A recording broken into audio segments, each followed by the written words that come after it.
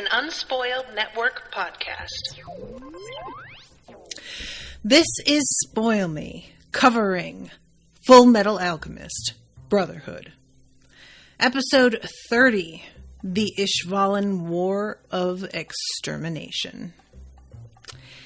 In this episode, we find out a little bit more about what motivated Colonel Mustard and Hawkeye to join the fight.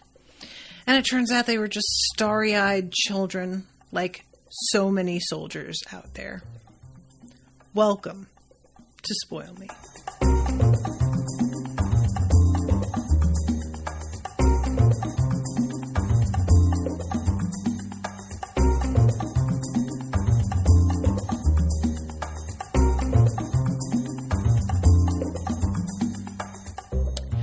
Welcome to the show, everyone. I am Natasha. Thank you very much to Max for commissioning this episode. So, y'all, this was so sad. This episode got to me, man. There's a reason why the military wants young people, and it is because they still think there's an altruistic reason for things. It's just devastating, honestly. Sorry guys, I knocked over my little bottle. All right, let's just start at the beginning here. We open up with a scene between Colonel Mustard and Master Hawkeye, as it turns out, who is the Hawkeye we know. I don't know her first name now that I think about it. Her father. And it turns out that he trained our fire guy in all types of alchemy except fire alchemy. So I'm wondering if that has something to do with him needing a glove for it, and if there was like a way to do this that wouldn't have required a prop and he just doesn't know it. Maybe this is his way of sort of like making it possible despite the fact that he didn't get the full training. But this man is very anti-military. And when he finds out that Roy is planning to use his abilities for the government, he is unimpressed, ladies and gentlemen, and is basically like, oh, well, then I'm not teaching you fire alchemy, flame alchemy, I think it's called. And I regret teaching you anything, to be honest, because I really didn't think that you were going to do something like this. And Roy says, I thought that alchemy was supposed to be used for the people. I thought that fighting for Ishval against threats was a way to do the right thing. I will say, Master Hawkeye is like obviously right. I mean, if we look at Ishval like Afghanistan, for instance, the United States, frankly, had no business and has no business doing what it is doing out there. And I think that a lot of us knew that from the start, but if we didn't, 2 decades of war has proven that to be true. That said, this man is not really making an argument for why he is anti-military. It seems like Roy didn't expect this response. So he isn't somebody who talks about hating the military frequently. It doesn't seem like. And he isn't really explaining.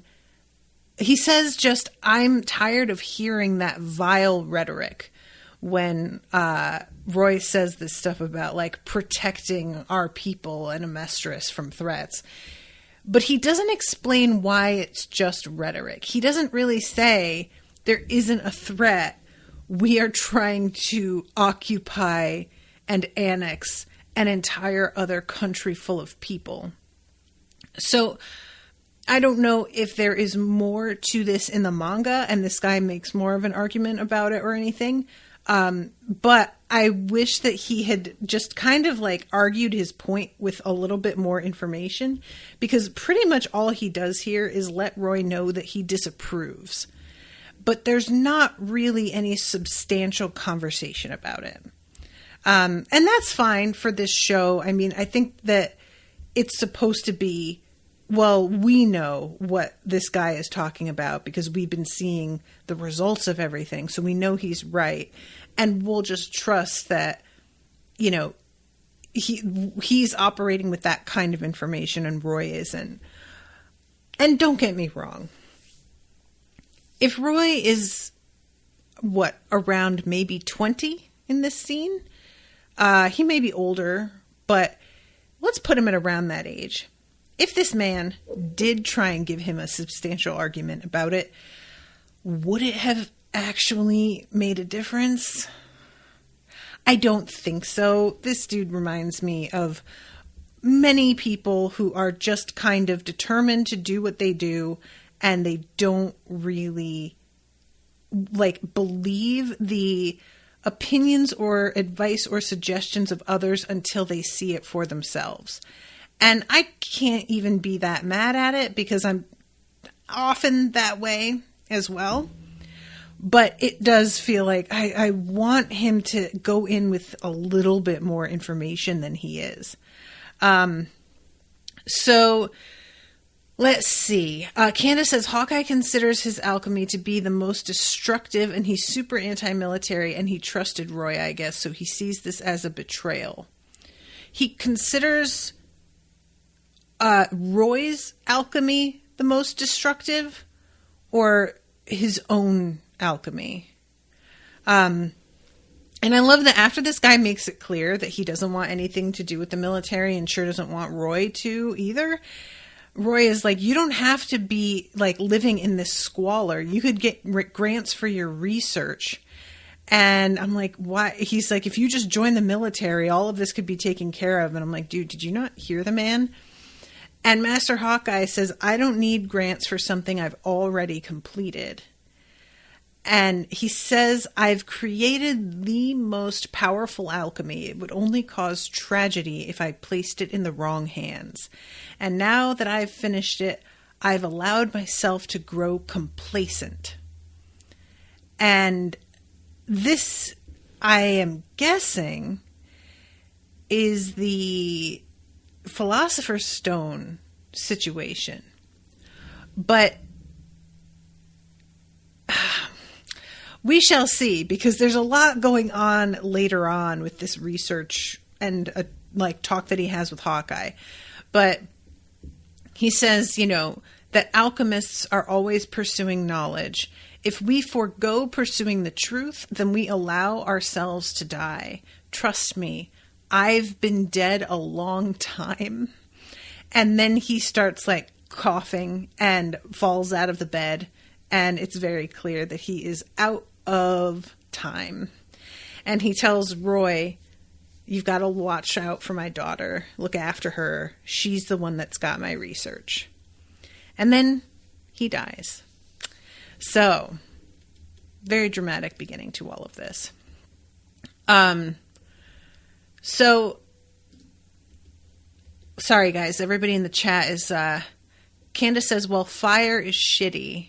Alex says flame alchemy, but he said he didn't teach him flame alchemy.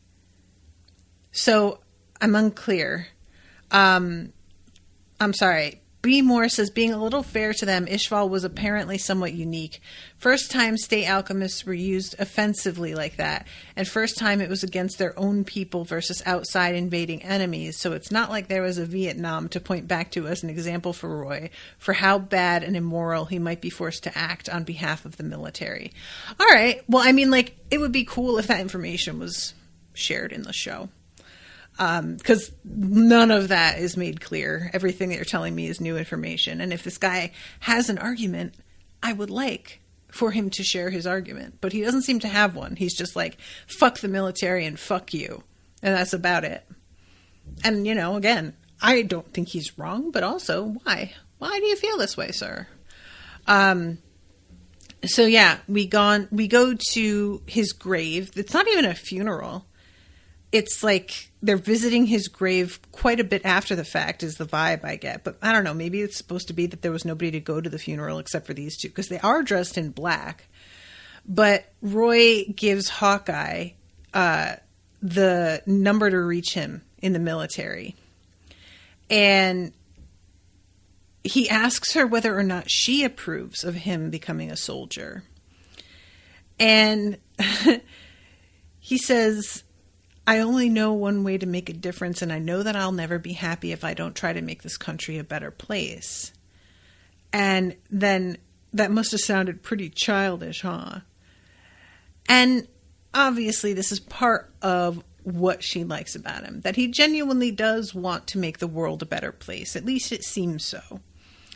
But yeah, this, like, sort of this moment, it's unclear about whether she agrees or not. We find out later that she has joined up, but she doesn't really fall in either camp in this scene. She just basically is like, so you really do intend to go through with this.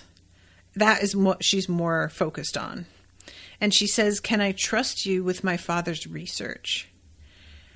And then we cut to Hawkeye in the shower, and she has a wild tattoo covering most of her back. She's got some pretty intense scarring going on in some different spots as well.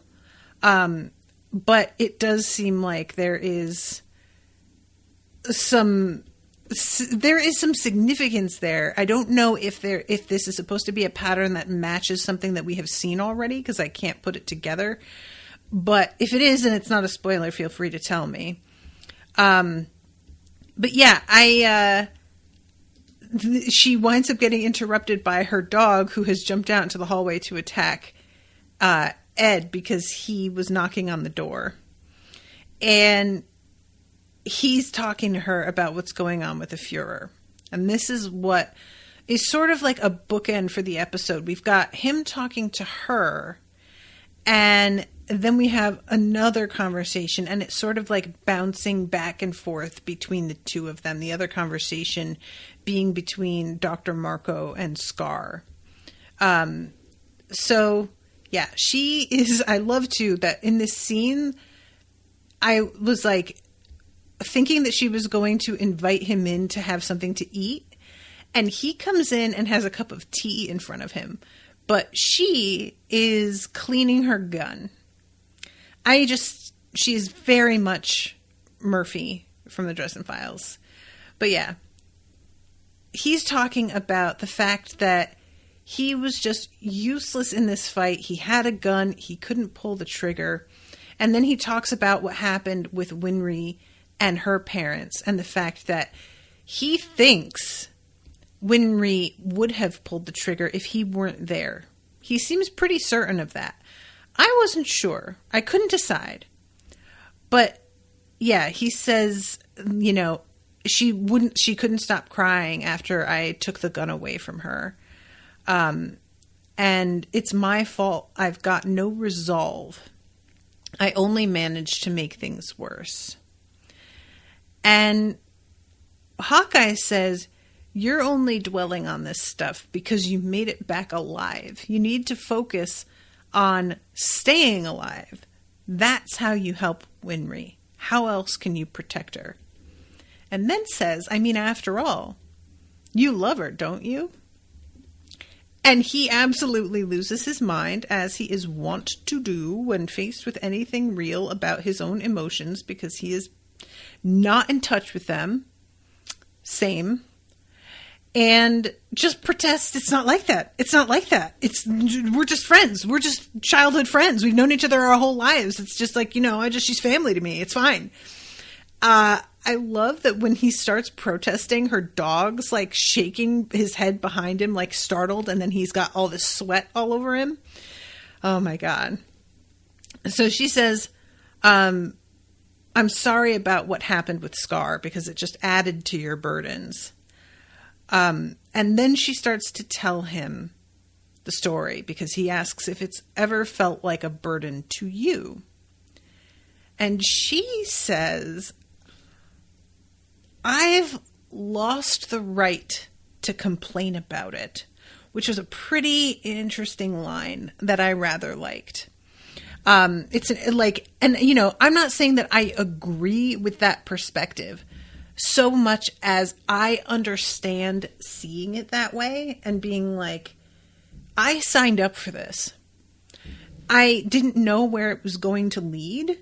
I wasn't prepared for what I was going to be asked to do in a real way, but I did literally sign up for it and agreed to do it and did it knowing what I was doing. So it's not like the same situation as you suddenly finding yourself in a circumstantial moment that you didn't agree to initially. I signed a contract to do what I do. And I get that. That makes a lot of sense. But she says, I've killed too many to feel sorry for myself. And that, again, I just really like these lines. And he has this look on his face like he doesn't really know how to handle this conversation. And he asks, can you talk about what happened in Ishvalan? Would that be all right? And it's such a weird thing. I think I've talked about this, guys, but I'm covering sex education also as another another Spoil Me. And I got really emotional covering the last episode because there's this moment where somebody is getting therapy who reminds me a lot of my father in some ways. And he says some things with a tone to his voice that I distinctly remember. And it's the tone of somebody who has really been through some serious trauma. And they get a sound to their voice when they are closing the fucking door on talking about this any further. You know when it's happening. You know before it's happening. You hear the creaking of the door starting to close. And I appreciated the delicacy of him being like, is it okay for me to even ask for you to talk about it? It's very clear she is in a position right now emotionally where she feels okay with talking about it. But she's also facing what she's done in a very head-on, sort of responsible way where she might be being a little bit hard on herself, but I think she's being very honest. And my father, I don't want to say that he lied to himself about the things that he did, because I don't think he did, so much as he felt that he had repented by becoming a born again, and that was the end of it.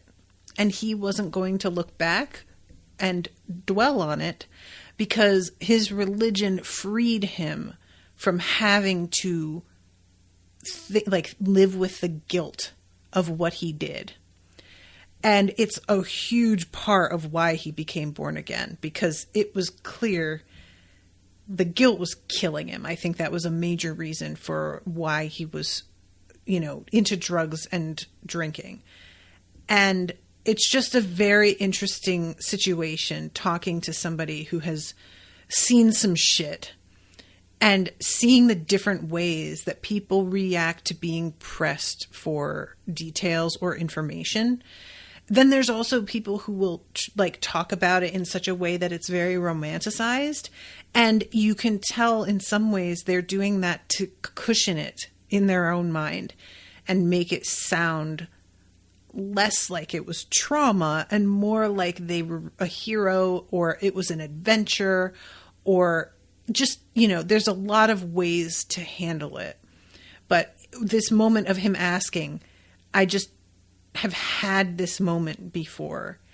And it is a really different thing if you're talking to somebody who isn't interested in having the conversation.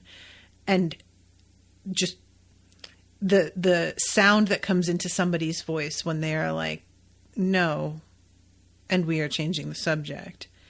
And you just know if you pushed it at all, they would lose it on you. And I don't mean like bursting into tears. I mean rage, because they don't think you have the right. And maybe you don't. Fair enough. But yeah, so she has this like, okay, well, here goes. And as she starts to answer him, we go to Scar, and he is having this conversation with Dr. Marco. And he says, it's time to confess. Tell me your sins. What did you do to my people? And Marco is on the ground and he's crying.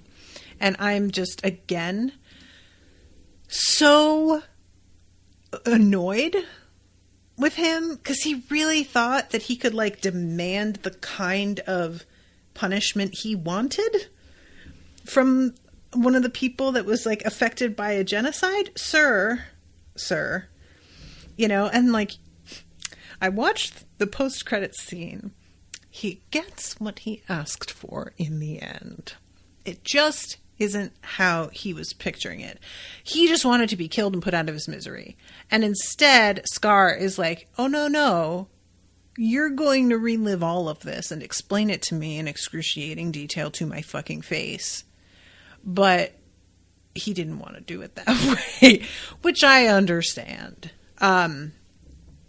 So they start talking about, and by they, I mean Hawkeye and Ed. She's talking about the religion of Ishval, and that its religion was stringent and its people were earnest and resolute. It's only natural that a faction of the population would protest the country's annexation by Amestris. Their mistrust was soon justified. And we get a little replay of Envy shooting that kid in the face with a smile on his face.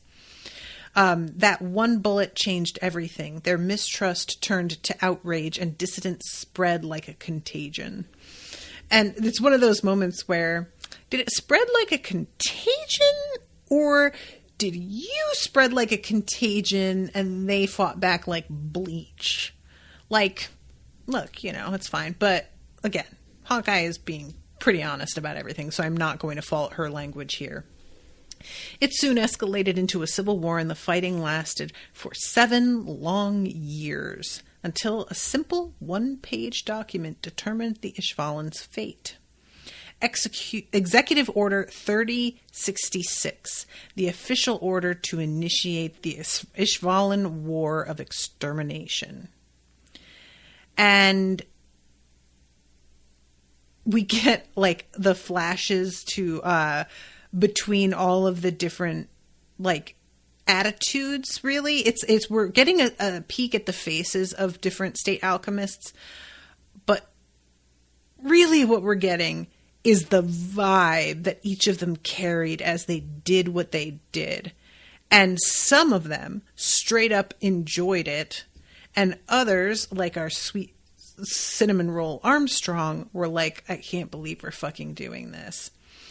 And she goes on, it was like hell on earth. And she's like, there was just the smell of bodies everywhere, and the sand was absolutely saturated with blood.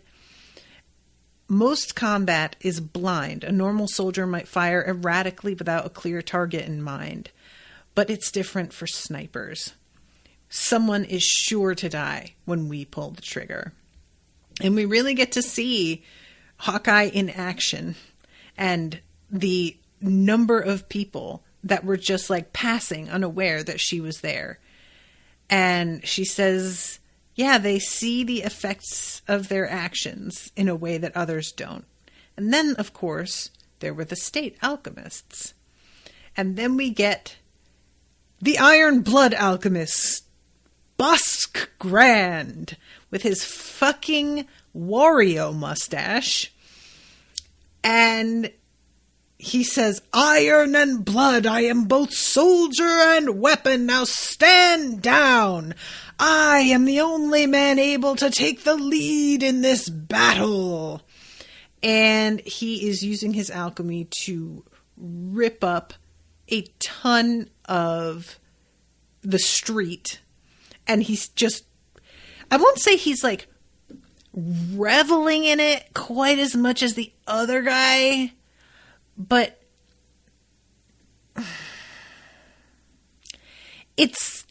he's certainly, there's a lot of pride attached. I'll say that.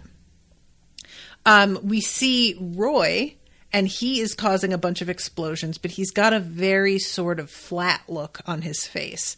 This is somebody who has sort of cut himself off from the reality of what he's doing and is seeing it as just, I've been told to do it and I'm doing it. Are you happy? You know, it's tough to watch though. And then we have the raising of that wall so that everybody is like stuck in one place and being shot. We have another one of the moments with Armstrong and him just collapsed and crying because he can't believe what's happening. People being beaten up by soldiers with the butts of their guns in the street. Like, it's pretty intense, honestly. And the Iron and Blood dude later on, we see him like sitting and taking a break, and he doesn't have a smile on his face. He is looking very pensive and sad. It's just a very different vibe than the other guy what is his name? The one with the long hair. But yeah, this is all, there's a dude who's getting carried away. I can't remember, but I think this guy is the one that Scar winds up fighting later because he says the Ishvalans took my arm or my leg, damn them. And we see him later and he has a peg leg and he's the one that I think I said looked like Mr. Monopoly. But yeah, that guy is like ranting and saying, damn them, while he's on a stretcher. And he's like, they took my leg. And I'm like, honestly, sir, you owed them a leg. You owed them a lot more than a leg. Consider yourself lucky you got away with just a leg. I feel like Scar catching up with you is the best you could have hoped for. So then we have the chatting around I was going to say around a fire, but I'm not even sure there is a fire. It just seems like they're all just sort of chilling and talking and having some coffee. And Hughes flags him down and is like, you've changed since the last time I saw you. What's going on? And Roy says, you have too. You have the eyes of a killer. And Hughes smiles and says, yeah. And he says yeah with a tone like he's pleased. It's a weird moment where I was like, Hughes, I don't understand you sometimes. What's going on? I don't know. He's still under suspicion. And they talk about how, like, this is not what they expected it to be when they joined the academy. And then Hughes has somebody come up and deliver a letter, and he's super excited because his lovely Gracia has sent him a letter, and he has something to look forward to. He is feeling like, okay, there is a future after all. It's pretty funny. Later, Roy says something like, hey, man, just FYI, in all the stories, when there's a guy who's super excited to go back to his girl and he talks about her all the time, that dude does not make it out alive. So you may want to rethink how much you bring her up in conversation. And I love when he's talking about how she's waiting for him back in Central and he's like, all alone. Wait, how long before some jerk puts the moves on her? No, she wouldn't do that to me, but she's all alone. Oh my God, this is so good. He's so like, he's still so who he is, you know, despite all of this stuff. But yeah, it's a fun moment of getting to see where it all began. And yeah, he says, I can make it through this day. This letter is all I need. I can think about tomorrow again. Even if the damn battlefield might not let me see it. And it's an interesting moment because Roy doesn't have anything like that. This is kind of it for him. Rashawn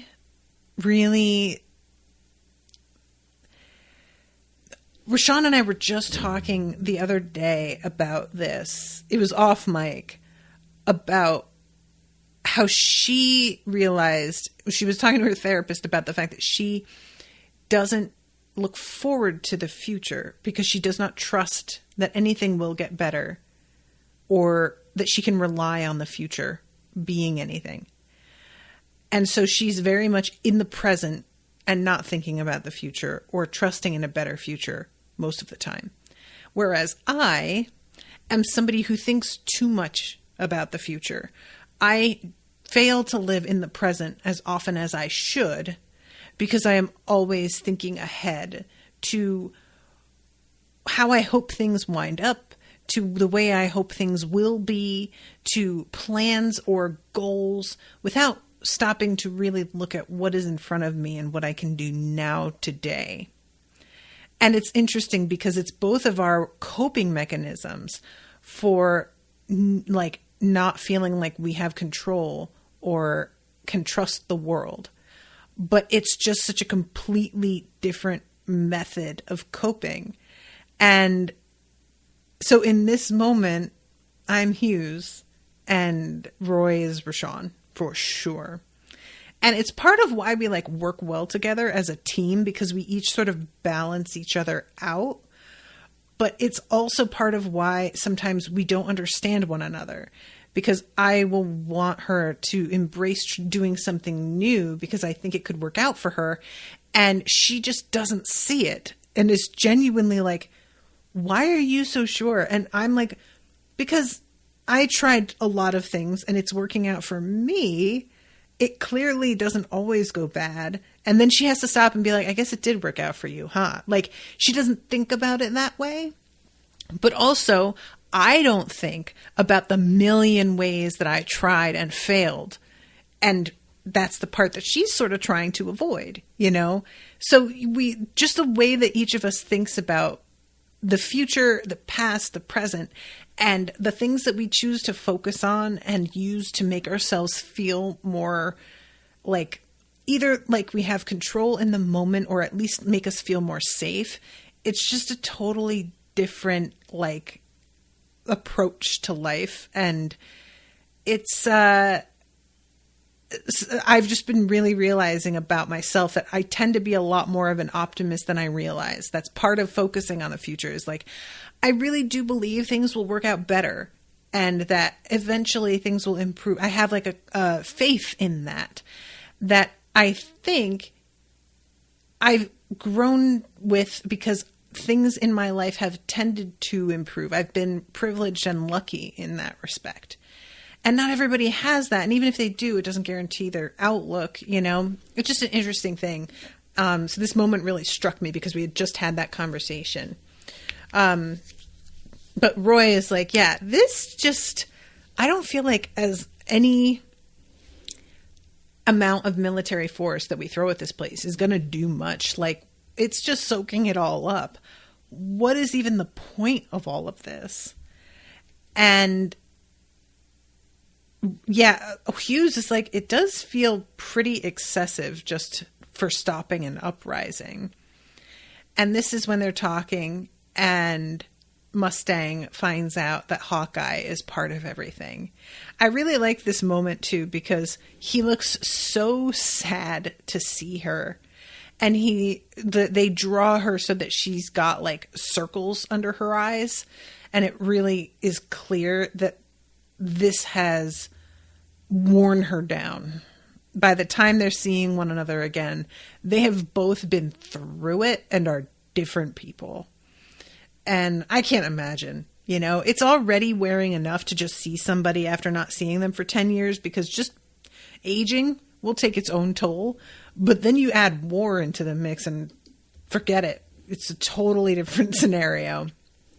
But yeah, Hawkeye asks, why are we being asked to kill citizens? I thought we were supposed to protect them. I thought that was the point of alchemy. So what are we doing? And, oh, this guy's name is Kimbley. He chimes in. Kimbley.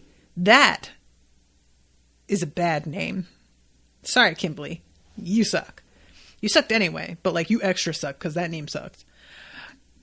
Because that's the job that we have been given to do. You ask why we're here killing these people instead of protecting them. Because this is a war, and that's what soldiers do. Well, it's not, though. In a war, soldiers kill other soldiers. You're killing civilians. It's not really the same thing, though, is it? Like, this dude is just really popping off, and I really wanted somebody to, like, call him on the inaccuracy of what he's saying. And they argue with him about the thrust of it, which is, you think we're just here to, like, cause tragedy, is what Roy says. But that's not really the old, like, he is just asserting a thing that isn't actually correct, and I wanted somebody to push back. And this is when he says to Hawkeye, is there any moment, are you really trying to tell me that you don't occasionally take satisfaction from the fact that you are doing your job really well when you, like, take somebody out? There isn't a flicker of, all right, I did it. And the way it's animated, it's like there's a spotlight on her face. Like, she's really being put on the spot to answer this. And it's clear that there is a flicker of that somewhere, because he's clearly hit a nerve. And Roy gets up and grabs him by the front of his uniform and is like, that is enough. And Kimberly asks a pretty solid question here. This is what I don't get. Did you people expect something different? You act like you're surprised, like you didn't choose this. Did you put on that uniform thinking you wouldn't be asked to kill? The one thing worse than death is to avert your eyes from it. Look straight at the people you kill and don't take your eyes off them, and don't forget them, because they won't forget you. And again, look, he's not wrong in principle, but also, no, I don't think it's unreasonable for soldiers to think they aren't going to be asked to murder civilians in dead-end alleys along with, like, you know, children, etc. I'm just saying, he has some points, but there's a lot that he could be pushed back on, and everybody just seems so emotional that they're not really, like, getting into his points in a way that I am certain would not be effective in any way either. But I just want that argument. This is how I get sucked into fucking Facebook arguments, is because people will say shit and they will, like, rile up a certain kind of response, and that's the point that that's what they wanted, but they're also technically incorrect. And that's where I can't resist the bait, and I jump in and I'm just like, that's not what anybody's saying. That's not even what's going on here. And look, I'm not proud of it. It's not productive.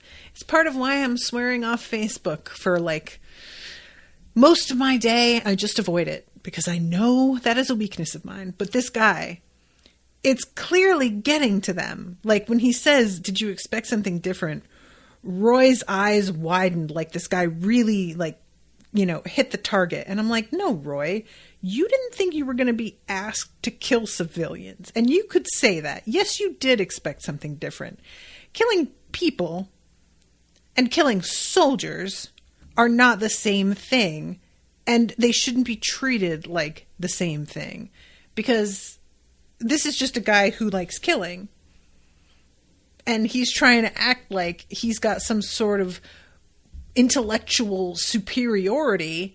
And in fact, it's just that he has learned how to not care about people because he is a psycho.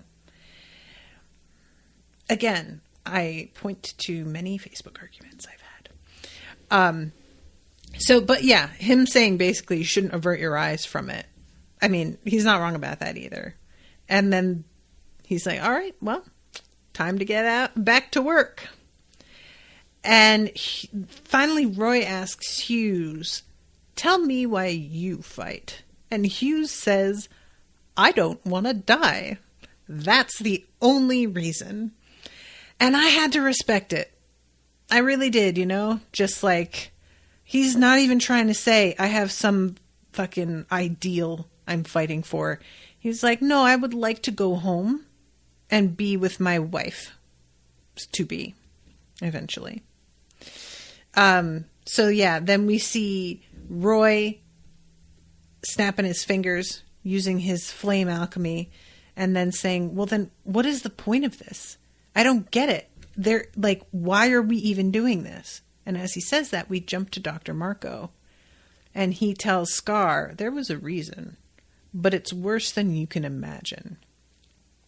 And we go to a scene of an alchemical circle that has been drawn with two men tied together at each point on this like star. And they are initiating the alchemy and using these people as sacrifices on this circle. And it's weird because like Marco's watching this. Dr. Marco has a smile on his face when it begins. So do all the scientists. They all like have this like gross voyeuristic sort of. And then as it begins, he looks a little bit more horrified by it.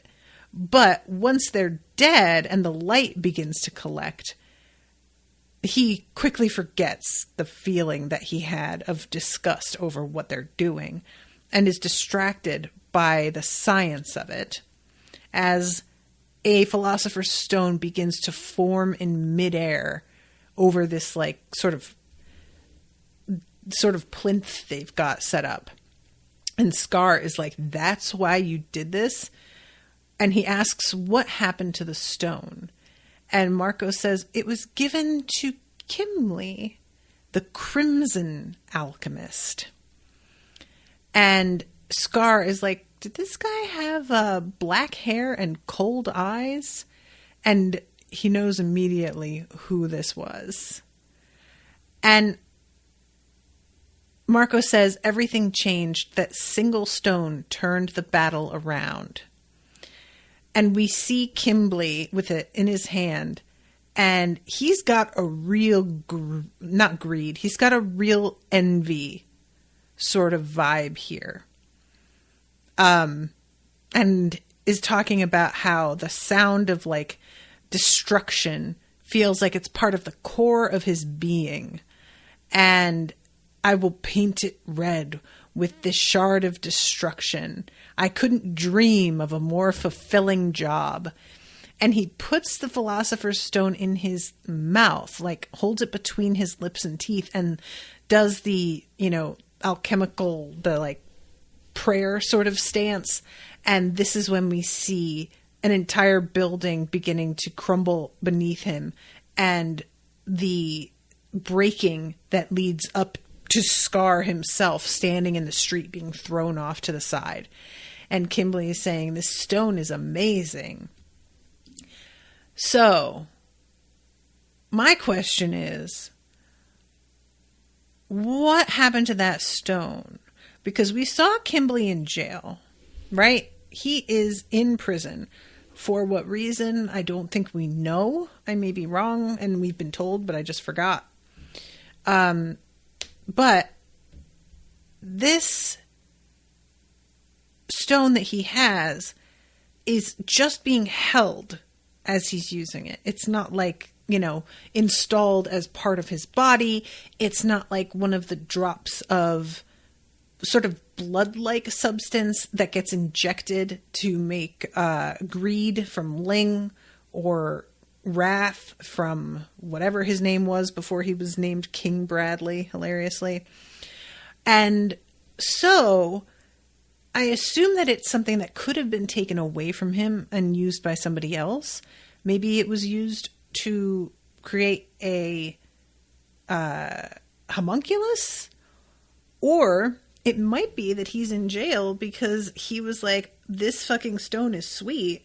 How about I just go off and do whatever the fuck I want and stop being a state alchemist now that I have all of the power of the universe at my fingertips? And they finally managed to stop him and take that shit back and threw him in jail. Unclear, but also it seems pretty certain to me that Wrath saw that Kimley was a fucking nut job and was like, yeah, give the stone to that guy because he will really fuck everything up. He will love it.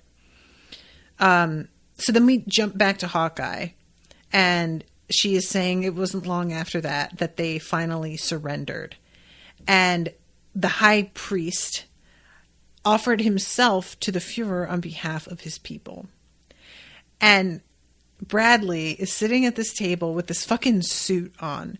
It's like, it is a uniform, but there is something about it that feels very mob boss, the way that it's designed. And I have to imagine that that's on purpose. And he is talking to this priest and is like, so wait, you're asking me to take your life in sacrifice for the lives of all of your people?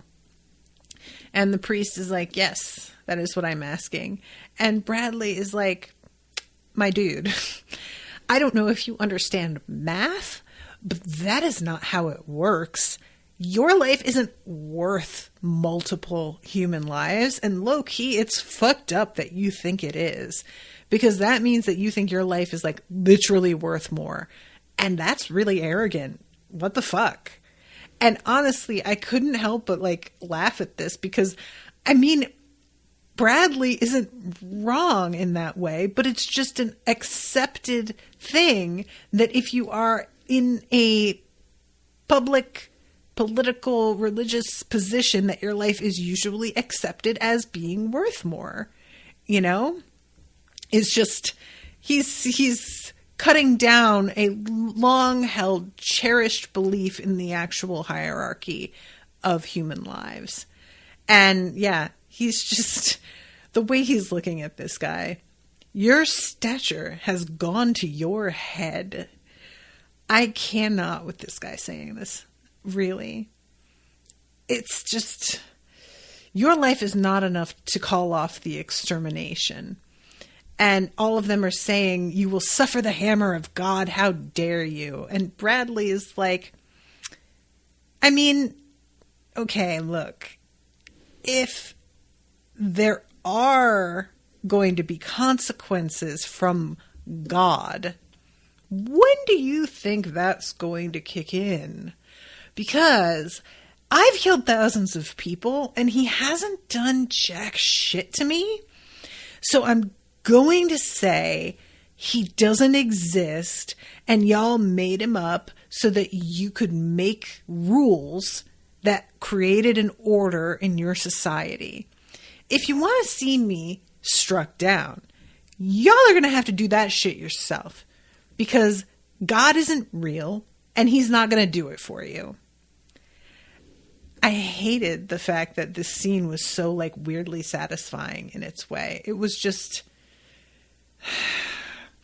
like, it's not satisfying because like he's a fucking monster, but there's also, of course, a part of me that's going, I mean, you know, like, so then we were all discharged and returned to our homes. And I love that we have a series of like photo ops of all of these different soldiers like posing. And this is because this is the real, you know, this is how it goes. And Hughes and Roy talking about how, oh, I guess we are actually like expendable garbage. They did not care. And Roy says, well, now that we know, we know. And I will keep fighting for what I fight for, because I will keep fighting for the people that I love to protect them. That's the least that we can do for each other. And this is the scene that we had seen before of Roy looking up at Bradley with this expression of like, I will come for you. And, you know, I had said it really didn't look like he approved, but I couldn't tell what was going on, because it felt a lot more like he was saying at the time, I want to be the Fuhrer myself and I'll take his place. But now it much more looks like fuck that guy and fuck all of this. I am entirely in support of that. So then we have Hawkeye, who shows up after the war and is talking to him about, you know, the soldiers having a lot to give back after what we did. And he says, all right, you know what? I trust you to have my back. I'm going to make you my assistant and like kind of my bodyguard. And I know that that puts you in a position where you could stab me in the back. And I am just going to hope that doesn't happen. that you aren't tempted to do that. And he says, if I ever deviate from fighting for the people, I want you to shoot me, and I'm trusting you to do that. Do you accept? And she's like, Dodoy, yeah, obviously. And we go back to her and Ed. Her gun is cleaned. She's having a cup of coffee now. And Ed says, well, how will things change? Like, what exactly? I mean, he says, because I said before, I thought it was, Roy is like, I want to be the Fuhrer. And like, that isn't not what he wants. But he wants to be the Fuhrer and then like kind of undo everything, you know? So Ed is like, well, if he is the Fuhrer, then that's not going to change the fact of the military state that we live in. And Hawkeye says, well, no. The first thing we have to do is restore power to the parliament and make things democratic again. And then we have to expose the military's corruption, and everybody who was praised as a hero during the Ishvalan campaign will be brought to trial as war criminals. In a just, peaceful world, after all that we've done, we'll be seen as mass murderers. And Ed is like, wait, he wants this? Really? I mean, the homunculi were the ones that were like creating the situation. And Hawkeye is like, yeah, they were, but they trusted that we would just do what we were told. And we did. And we didn't have to. We just did. And that was a choice. And I'm really wondering what Armstrong's fate would be in this case, because like he was part of the military, but he couldn't abide what they were doing, and so he was dismissed. But he didn't like attempt to stop it.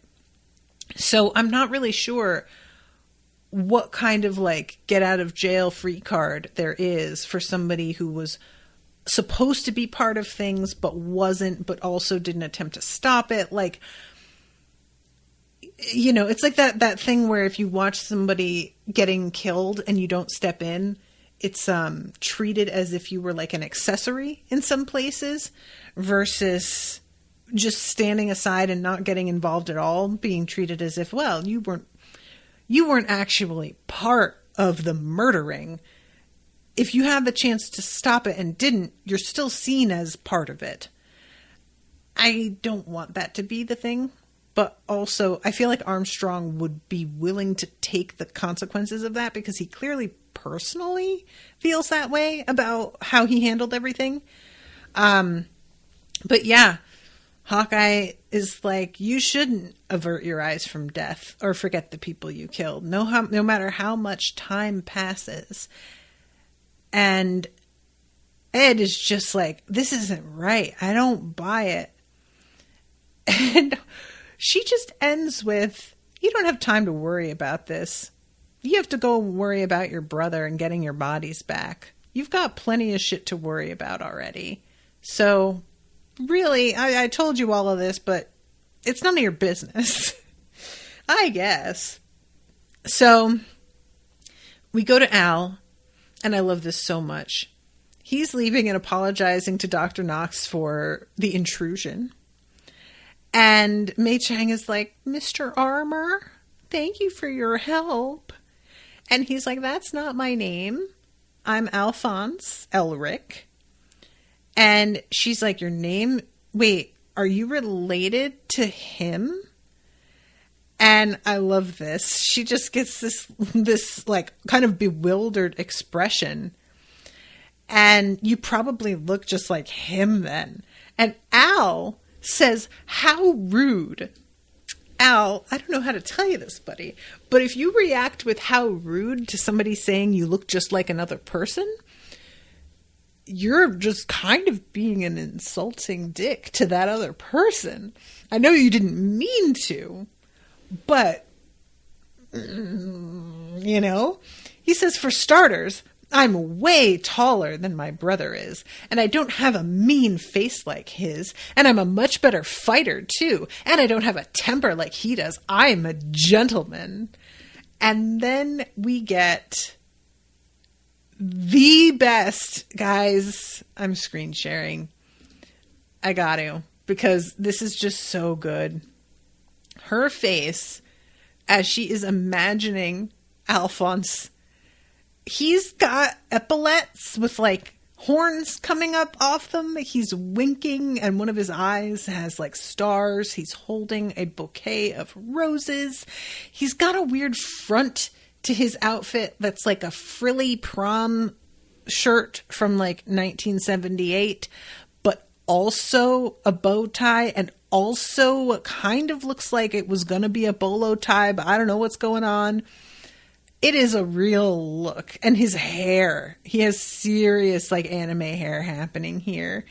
I just love that this moment when she sees this in her head, it is very clear that he knows he started something, but he doesn't really understand what it is. It's a great moment. I really hope that you get your body back soon. Oh, well, thank you. That's the last line of the episode until we have the like post-credits scene. And I will tell you what, that cracked me up. That being the ending. I mean, they lightened the mood. I will say that this was a very heavy episode, and they were like, all right, look, we're going to let it be heavy. It needs to. This is serious shit, but we can't just like end it there. We've got to do something. And I think that it was perfect, and I loved it. And her whole thing with like having a crush on either Ed or Al is really giving me like Mabel from Gravity Falls vibes, which I loved Mabel so very much. So yeah, I'm fine with it. And then the post-credit sequence, where Envy is coming to give Dr. Marco his dinner. And he walks into the room and is like, hey, bud, what's going on? It's pretty dark in here. It's awfully quiet. And Envy says something like, oh, are you just sitting there whining to yourself about how everything is so hard and you don't want to do this anymore, crying yourself to sleep about Ishvalan? And then he turns and sees Marco dead against the wall, and Scar has used Marco's blood to write vengeance. And if I'm not mistaken, Marco's head is straight up gone. Unless it's supposed to be that his head is like back or like forward and it's just sort of animated in a way that I'm missing it. But it looks like Marco's head is just gone. And I am pretty certain that this is still actually Dr. Marco, because I don't see that Scar would have had time to go get somebody else and rip their head off and leave it and then be like, okay, Marco, you're coming with me. Because Scar doesn't care about the Philosopher's Stone. If Scar were somebody else, they would want to keep Marco alive because they would want to know more about his research. But Scar, that's not his aim. So I am assuming this is actually Marco's dead body. Otherwise, I might be like kind of sus about whether this was real. You guys know, I don't trust fucking anything anymore. But I think that this is what it looks like. And honestly, Marco, congratulations. You got what you wanted. So good for you, I guess. And also, Scar, honestly, this was boss. I'm not mad at you for this either. Go off. It's fine. Honestly, Scar is like kind of the only one that makes a lot of sense in a lot of ways. Like, what can you say, you know? However, we still have the question of the research, because like Master Hawkeye gave his daughter his research and asked Roy to look after her because she had it. But then at his grave, she says something to Roy about trusting him. And I can't tell if it's exactly what happened, but it feels like the implication is that she may have given her father's research to Roy, who then passed it on and started the ball rolling on this whole thing. And I'm not certain that that's even related, but it feels like it might be part of things. I don't know. Let's see. B. Morris says, I've been holding this back until this episode, but in the vein of explaining stories badly. Fullmetal Alchemist Brotherhood is the story of a bunch of war criminals who play surrogate parents to some paraplegic orphans as they conspire to undermine the head of state and overthrow the sovereign government. I don't even think that's explaining it badly. I don't think that at all. That's a just straight up explanation, honestly. But yeah, so I'm really curious about the research and whether or not that is like, because I don't know how much of her father's research Hawkeye like read through. I'm not sure if she might have handed it over. Would she recognize her father's like research being performed if she saw it? And obviously the experiments that were carried out were not public. So it's not like she would be aware of the fact that this stuff had been shared and was being used this way if it were. So I don't know if that's even, you know. Oh, Kyle says the research was that tattoo. I believe the implication is that's where Dad Hawkeye put the secrets of flame alchemy. Oh, I didn't realize that was what's supposed to be on her back. Okay, so when he says she has my research, I'm guessing the scars on her were not there first and might be like blocking some key elements. Understandable that she would have scars. Okay, so that's interesting. So yeah, it wasn't related to the Philosopher's Stone. Okay, interesting. All right, well, I'm going to wrap, but yeah, this was a very compelling episode. I really enjoy seeing finally that everybody who participated in this genocide mostly was like, this is fucked up while they were doing it. They still did it, so I'm not like giving them pats on the back or anything, but you know, we didn't see a lot of dissidence when things were being explained to us earlier, and I was like, what the fuck, guys? So I'm glad to know that they are aware and attempting to do something to fight back against everything. Thank you for reinstilling my faith in you. All right, everybody, I'm going to wrap, but thank you all again very much for listening. Thank you again to Max for commissioning. And until next time, toodaloo, motherfuckers.